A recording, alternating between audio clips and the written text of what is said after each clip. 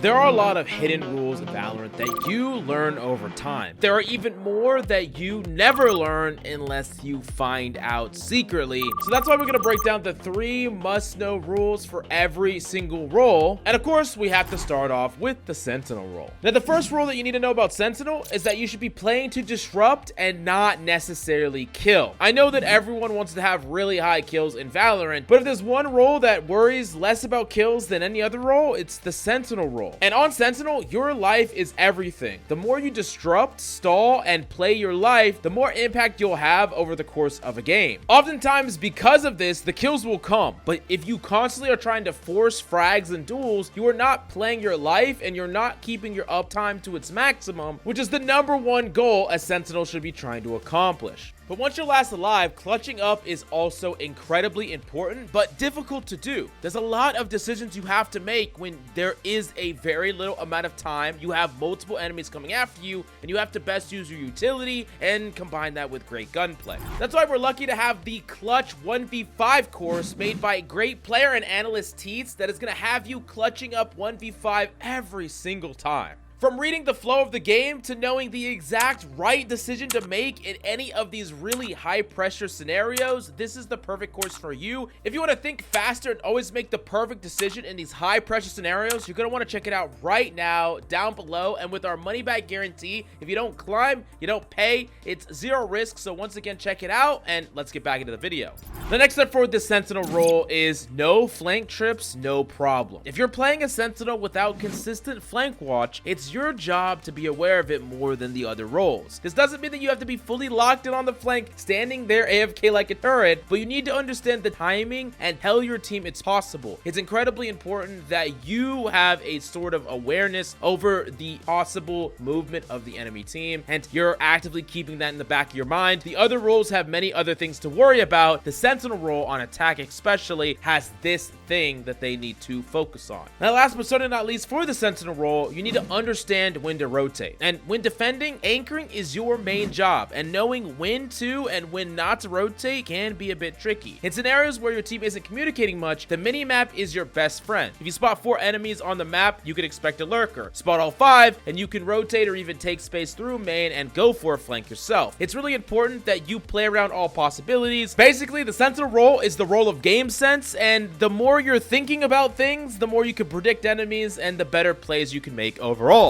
The next role we need to talk about is definitely the controller role, and there are these 3 rules that are incredibly important. First off, flush smokes. Smokes need to be flush with every single choke. I can't tell you how often it is for a controller to use a smoke that actually helps the enemy team, which is worst case scenario. We'll said it before and we'll say it again. When your smokes aren't flush, you create pockets for the enemy to play in. This is the single most important rule for especially dome smokers, and I do think that one of the reasons people mess up smokes is because they're trying to match the tempo of their team, and their team's going really fast. As you get better and better, the mark of a great controller is someone that can get the smokes flush every time and do it incredibly quickly so that you can always match your team's tempo. To go along with that, you should be putting up your utility sooner rather than later, and a lot of controller players will try to time their smoke a little bit too late, and most of the time when their team are already playing default, when they're already getting ready, you want to put your utility up as your teammates are already approaching these chokes, because they're ready. They're gonna burst out very quickly. We know how fast our team can just Leroy Jenkins it down the map, so make sure that you are erring on the side of being a little bit too early rather than being a little bit too late and getting your teammates killed. Now, the third and final rule for controllers is pick based on your play style. What controller you're playing should be directly dependent on your play style. If you want to play slow, a lurky style, characters like Astra or Viper will have better utility that plays into this, and it fits the natural playstyle of the character. If you're someone that wants to play with the team or do a combination of different things, Harbor, Omen, Viper are all great picks. And if you want to play ultra aggressive, the controller that's going to match your playstyle best would definitely be Clove. Well, there are going to be some controllers you have to pick on certain maps, like Wall Smokers for Icebox and Breeze. It's important to understand that if you have a natural propensity to be super hyper aggressive, picking a controller that complements that playstyle is better than trying to go against the grain or play a character like Astra,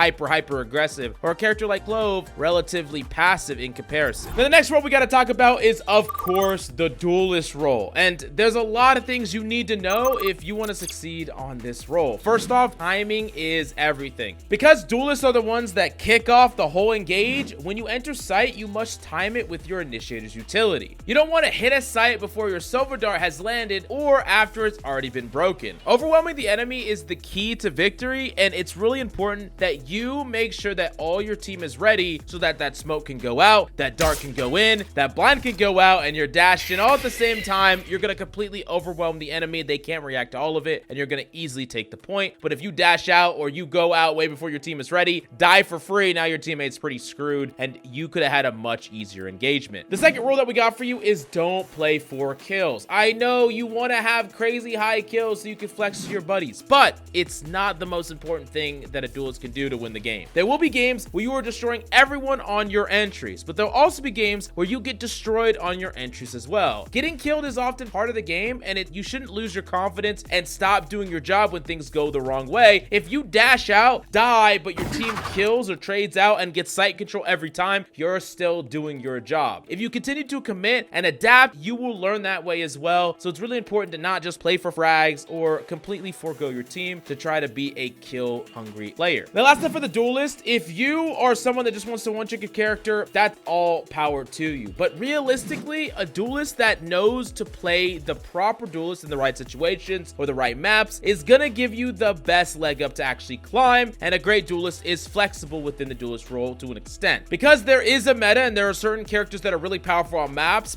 like Sunset and Split have really strong Cypher trips that playing Rays can naturally interact with. So that's just one example of many where there's certain characters that actually line up really well with what is seeing play, and it's a good idea to know exactly what threat you'll come up against so that you know how to develop playstyle on these Duelists to counteract them and still do your fundamental job. Now, last but certainly not least, we have the Initiator role, and there are three really important rules that you need to know. Number one, use your info utility at the start of the round. This is really important to understand that Valorant works in three phases: the start, the middle, and the end of every single round. Info utility cooldowns usually reflect those phases. The idea here is that you trade your info utility at the beginning of a round, and by the time the enemy is prepared to make another move, your utility will once again be online. This is super important because Initiator cooldowns can waste enemy cooldowns that they don't get back, but you do, and that's really important. Wait too long to actually bait out any form of utility or get any response, and you're wasting those cycles altogether and not utilizing that clock or those phases to the most value that you can get. Next off, if the Initiator role would be defined by anything, it would be communication. Communication is everything for this role. Comms is just the most important on the Initiator role. You should be the middleman that times executes throughout your team. Count on your utility and make sure that everyone is on the same page. If players don't synergize at all, but synergize with their Initiator, at the very least, you're gonna set up kills and site takes. That is so freaking important. So if you're someone that doesn't want to talk, you're someone that prefers to stay silent, Initiator is gonna be harder for you to play, and I would highly suggest working on those communication skills while you're playing this role. Now, last up, when teams are playing solo Initiator, it's good to pick a jack of all trades. Agents like KO, Gecko, and Sky can gain info and initiate for the team. They are